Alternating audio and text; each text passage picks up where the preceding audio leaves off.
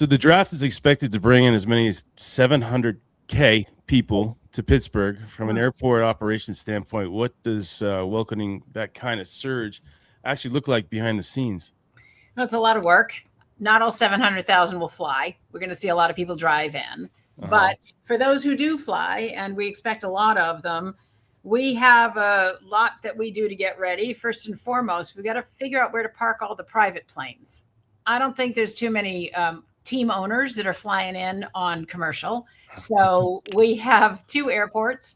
We have a commercial service airport, which is Pittsburgh International, and we have Allegheny County Airport, which serves our corporate and general aviation community, and it's a little closer to downtown. So we have identified parking spaces for all those planes. And we also make sure that, when they're ready to gas up and go, that we can get them in and out. They don't necessarily have to file flight plans with us. We've got a whole bunch of extra folks in the terminal for customer service, answering questions. We have a lot of activations in the terminal. So the airport is a neutral zone from an advertiser perspective.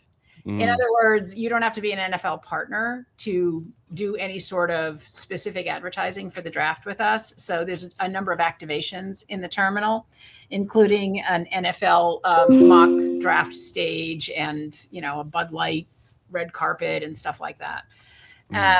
And then we are working with our ground transportation providers, Uber, Lyft, all the limo companies for pickups and drop-offs. Our rental cars are sold out. 100% of our rental cars are sold out. Wow. And what's fascinating is when they get returned, 200% of what we usually have is getting returned. So some people are clearly flying in from other places, returning the car here and flying out. So it's quite a lot. We also are standing up our emergency operations center for the entire weekend, which is something we do in big events or crises where we have members of all of our teams represented. So if anything goes wrong, we can very quickly respond. So there's quite a bit that goes into this, and it's just what we do. Excuse me. Anyway, it sounds crazy. Well, it's a lot of fun. I mean, it's better to do this for something like the draft or the U.S. Open than something that's could have a different outcome. But we're excited, and we're really excited to have a new airport to welcome people in and through. We just opened our new terminal in November, and we had rehabbed the rest of our gate areas and sort of core for all of our food, beverage, and retail. So it'll look a lot different for people who haven't been here in a while. Well, that was the next question. The terminal cost $1.7 billion, right? Yeah. Cuts passenger travel by 50%, features 12 state-of-the-art security lanes. Yeah. For many fans, this will be their very first impression of Pittsburgh. Yes. How deliberate was it to the connection between the terminal design and the city's identity?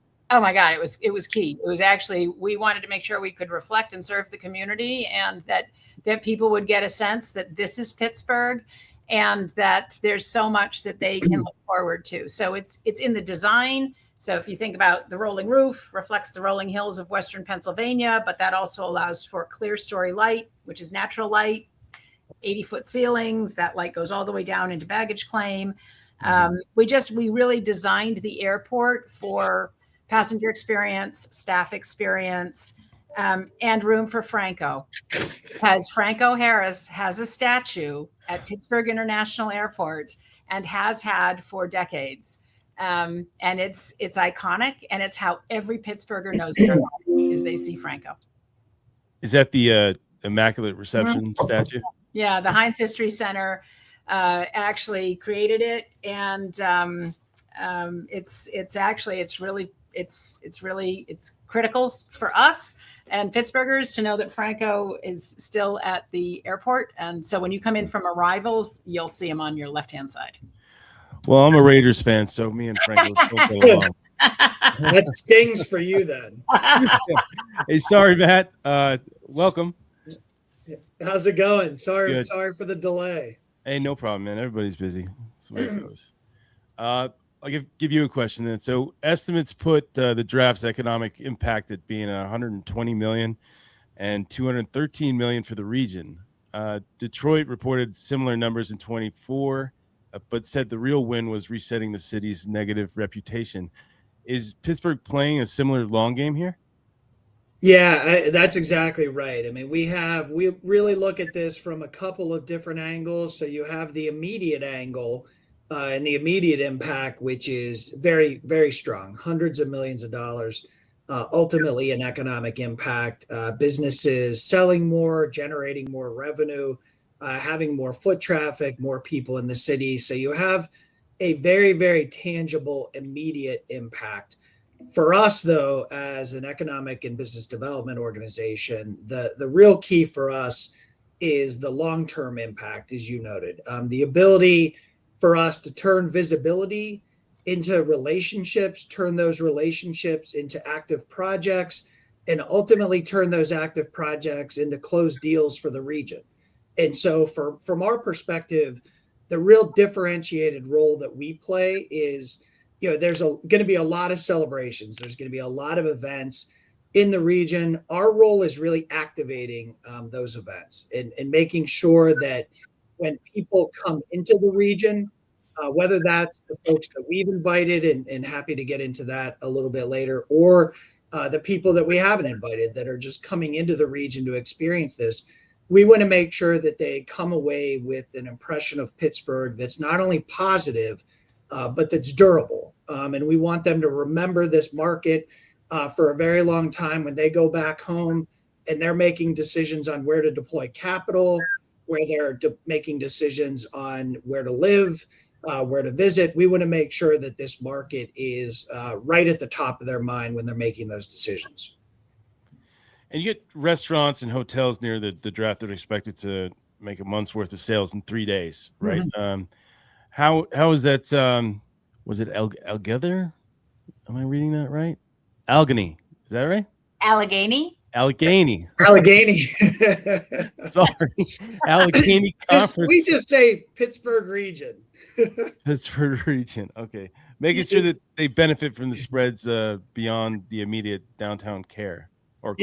So like I'll give you one really direct example. So we are inviting, and we've been working with the state on this, a group of people called site selectors into the region. So for anyone who doesn't know what a site selector is or what a site selector does, when a company is trying to make an informed decision on where to expand, where to relocate, where to host their headquarters, they frequently retain a group of people called site selectors who provide that company and that CEO and C-level people with strategic advice on where the best markets are in the country and the world to deploy their capital and make investments. So we have a group of about 12 site selectors that the state has selected and worked with coming into town. And they're going to see what makes Pittsburgh really, really unique, and they're going to be able to experience what the value proposition is for this region. And a lot of those folks will be coming through the airport. So as you said, as you guys talked a little bit earlier, the fact that we have a brand new terminal as our city's front door is incredibly impactful when we are working to both inform perceptions and in some cases change perceptions of what this market is like. And so the fact that they're going to experience an airport right at the top of their visit, that, as Christina noted, and this was really, really important to Christina and her team in the airport design, that reflects not a generic city, not a city outside of the state, but reflects directly Pittsburgh. And so those site selectors are going to experience the airport. They're going to experience a whole host of sites, and they're going to experience direct conversations with our mayor, with our county executive, as well as our governor and some CEOs that we're going to bring to a meeting so that there's peer-to-peer validation for these site selectors to hear from CEOs who have made decisions to locate their business in Pittsburgh and in many cases expand their operations in Pittsburgh. So Christina, you famously said that when you first considered leading this airport, I'm not going. That place is dead. Yeah, I did. That was over a decade ago. It was 11 years ago. Publicly and in her interview. Yeah, true. It's true. Yeah. Well, listen, Matt, I had to be really clear up front. The hub had left. So US Airways had designed and built an airport on this property meant to serve as its largest connecting hub in the system.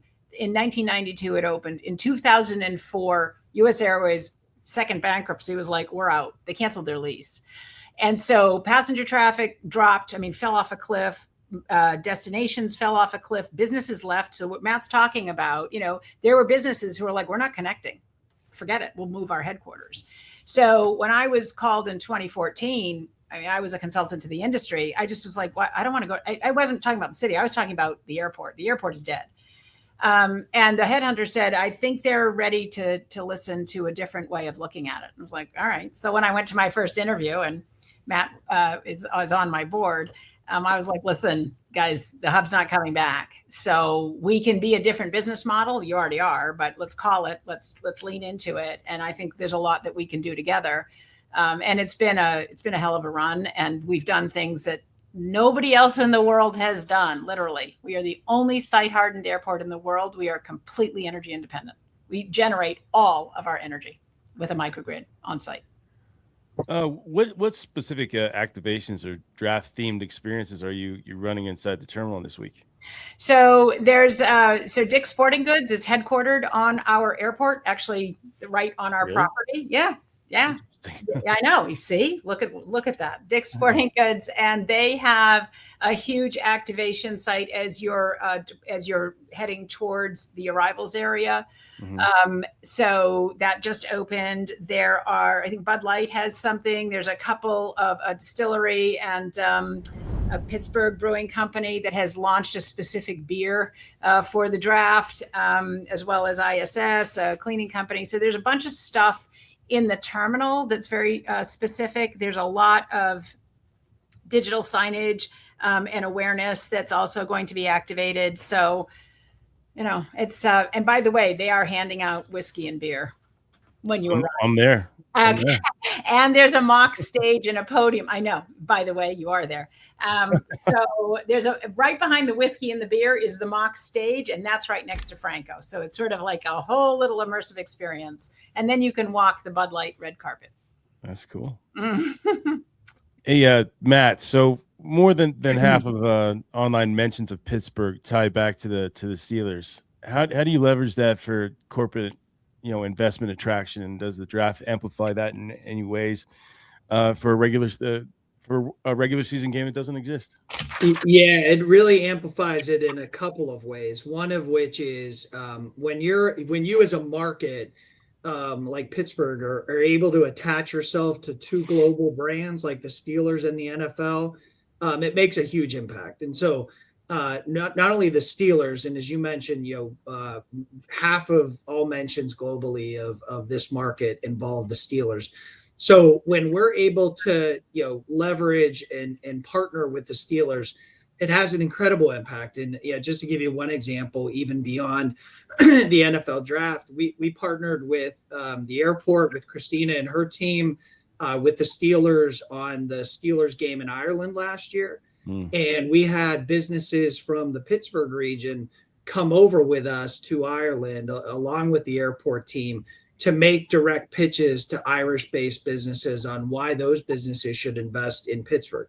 Those relationships that we developed, that event that we held over there, doesn't happen but for the existence of the Pittsburgh Steelers, and doesn't happen, not to mention just the Steelers, but it doesn't happen without partnerships like we have with the airport.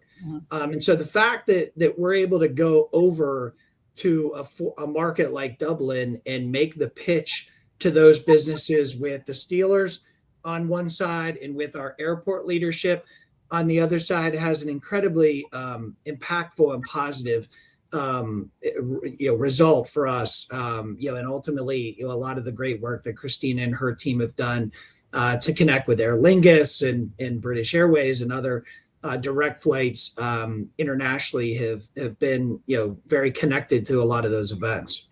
So I'll just want to add on to that, because the first trip I took internationally when I got here 11 years ago was to Dublin and then to London to talk to Aer Lingus and British Airways. We have been trying to get Aer Lingus. There's a huge Irish heritage population here in Pittsburgh. We have been trying to get Aer Lingus into Pittsburgh for 10 years. And I have been saying since day one, the Steelers are one of the most important economic development tools we have in this community. And when all of Pittsburgh showed up in Ireland, as Matt, pulled all this team together, Aer Lingus announced shortly thereafter that they will be flying to Pittsburgh. Thank you very much to the Allegheny Conference and the Steelers and everybody who went over. And so the first flight starts on May 25th. So we got the draft, then we got the Aer Lingus launch. And to me, the thread here is, to Matt's point, and the reason I've stayed all these years is this community gets stuff done. We get it done collaboratively, and everybody pushes towards what's good for the community. And to me, that's a perfect example of that. So I know they talked to a lot of other businesses, but the one that landed instantly was Aer Lingus, and that's huge. I was actually born in Northern Ireland, so Get out of here. Yeah, my whole family's English. So oh wow, that's wild. So my parents are always on British Airways as well. That's cool. Dan Rooney was here yesterday as they kicked off the draft week, right? Celebration with our tourism partners and folks from the community. And we all work together really well in this community. And I think it's one of the things that Matt will be highlighting as he's talking to people that we're hoping are going to get interested here, is like, we can get stuff done and we get it done fast. Yeah, just to give you an example I think that's a really important point. And we had a company come in that ultimately decided to locate their first U.S. operations in Pittsburgh. It's a company called Factify. They're based in Tel Aviv. And they kicked the tires on this market for probably a full year, really wanted to get a sense of what we were all about. And one of the reasons, perhaps the biggest reason, according to their CEO, they ultimately decided to locate not in Boston, New York, San Francisco, Atlanta for their first operation, but in Pittsburgh.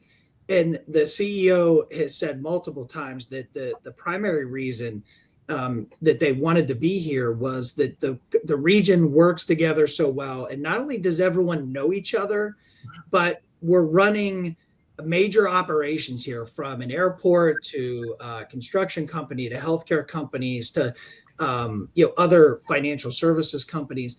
And everyone not only knows each other, but works really well together. And that is a uniquely Pittsburgh value proposition that I don't think you could say everywhere. And as Christina mentioned, the fact that we all sit on each other's boards provides a built-in connectivity that exists here, that is provides that accessibility for relationships to develop and strengthen, which I think is really unique.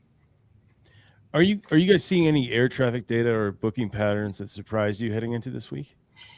We're going to see Tuesday is always the slowest travel day of the week. I think we're going to be slammed on Tuesday and Wednesday. So what I'd say is that, we're expecting people to come in early. The big surprise to me is that every single rental car will be gone. I'm actually going to go over to the rental car just to take a picture of not one car there. Thank you a lot. I think it's fascinating. And that 200%, we have 100% getting, taken out and 200% coming in.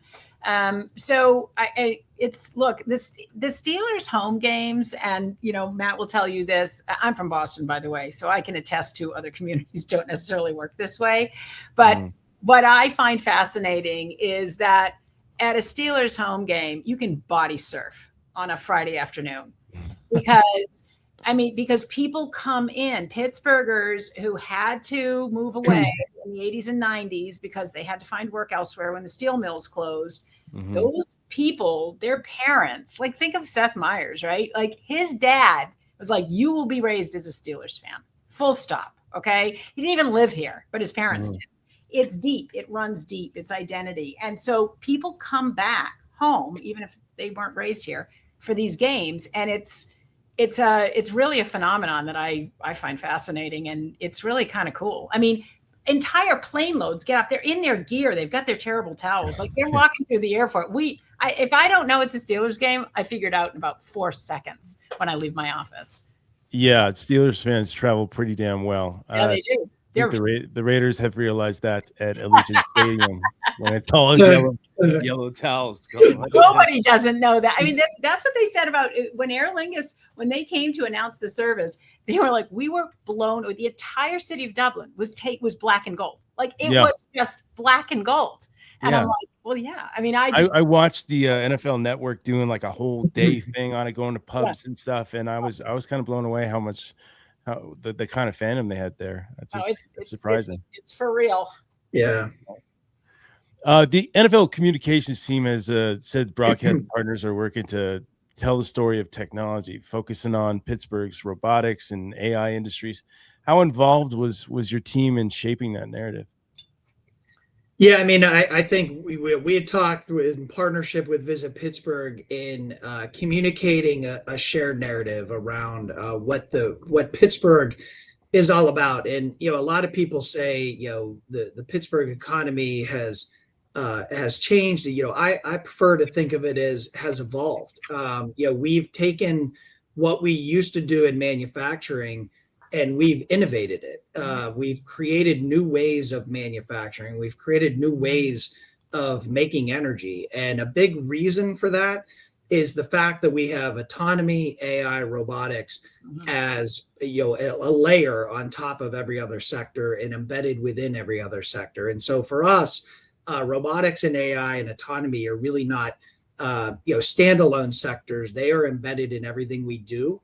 And I think that innovative streak, and Christina talked about it a little bit earlier with, an airport. Most people across the world don't think of airports and put innovation together, right at the top of their mind, right? And so, Christina, when she came on board, said, we're going to be the most innovative airport in the world.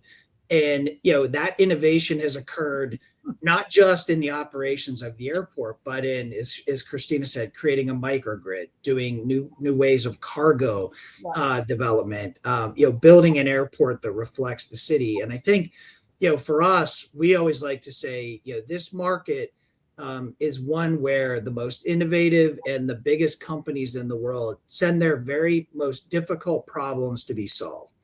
And that's a mark of this market that is really unique. And I think, the innovation that was touched on in the question around robotics and AI being threaded through everything is a big part of it. We actually test a lot of it here at the airport for airlines and airports around the world. Oh, okay. We have an accelerator here where we bring companies in from the robotics, from the startup space. And we don't say, can you solve a problem? We say, what can you do in aviation? And so we have partnered with entities as far away as Singapore, Dublin, London, where they're testing Pittsburgh technology at our airport because it's easier to do it here than to export the technology over there to test. And we actually have tested, I think, 35 or 40 technologies since we stood up the X Bridge. So that's something that we work in partnership with our community in, but it's a hallmark of this community is candidly innovation in everything. I mean, if you really think about it, even energy innovation, going back to Tesla and oh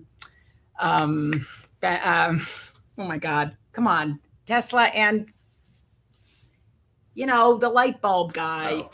Edison. Edison.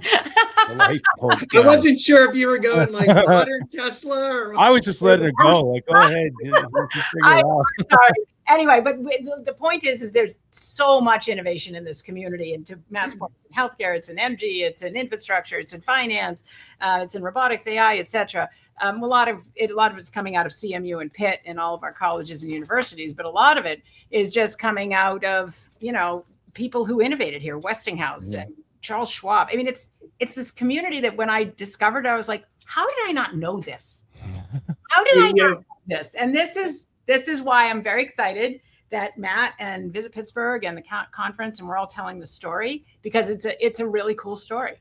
And I think that's such a good point that we've innovated for over 100 years in this region. I mean, I'll give you another example. When Andrew Carnegie brought the Bessemer converter, which basically opened the door to modern steelmaking in the 20th century, he brought it to about 5 miles from where I'm sitting right now, down this river here.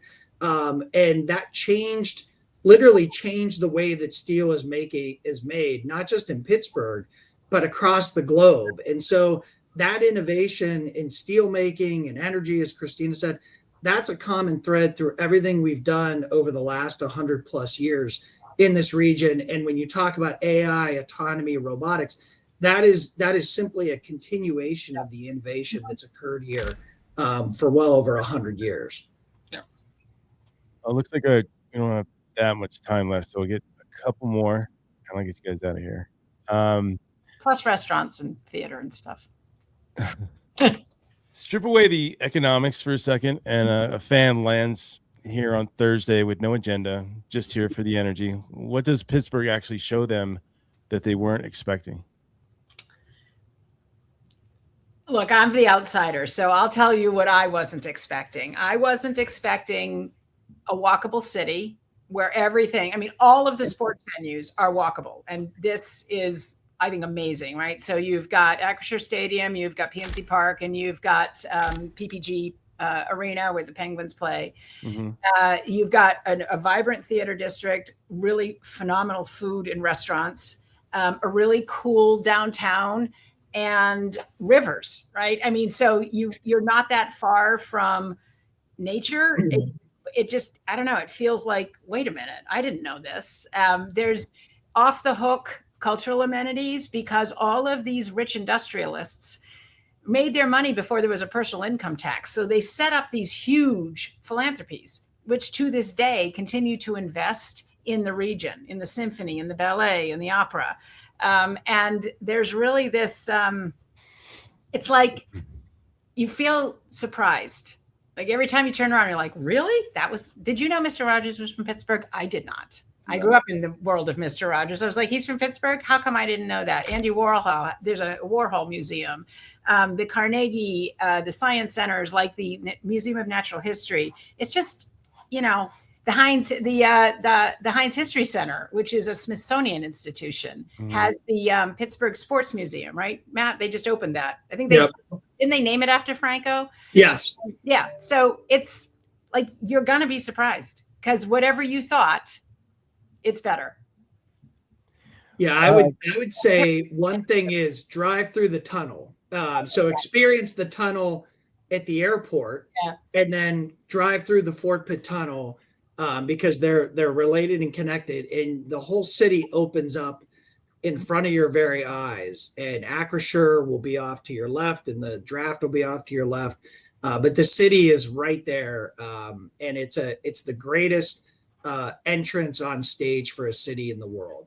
No question. When you drive through the tunnel. And so I think just to amplify Christina's point, the cultural amenities that we have here are really, really unique for any size city, but certainly for a city of Pittsburgh size because of that legacy of industry here. You could not build what Andrew Carnegie gave to us in museums and libraries in today's dollars. You couldn't build it today. And we have it because of Andrew Carnegie. And so that's a huge advantage. And to Christina's point, I would experience downtown Pittsburgh. We're undergoing a revitalization of downtown Pittsburgh right now. We're about to open a signature park called Market Square in a couple of days, actually tomorrow. We just opened a park called Arts Landing that is literally a rolling hills park right in the middle of downtown Pittsburgh.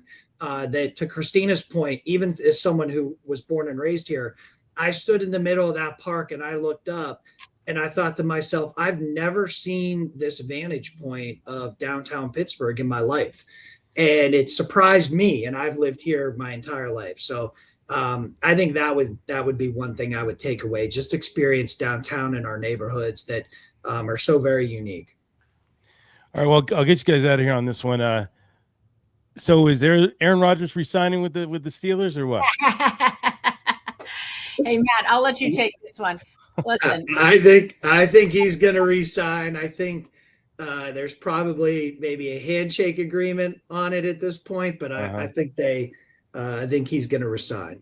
Yeah, well, certainly, I think Pat McAfee may have to chip in with some dollars to make it happen, but I think it's going to happen. I'm looking forward to how I'm looking forward to the picks. That's what I'll tell you. Yeah, it should be a fun time. The draft's always a fun time. It is. We're psyched. Thanks for this. Thanks for no Yeah, problem. thank you. Yeah. Well, thanks for fun. jumping on. Okay. All right. All right. Take care. Thanks, Christina. All right. See you, Matt.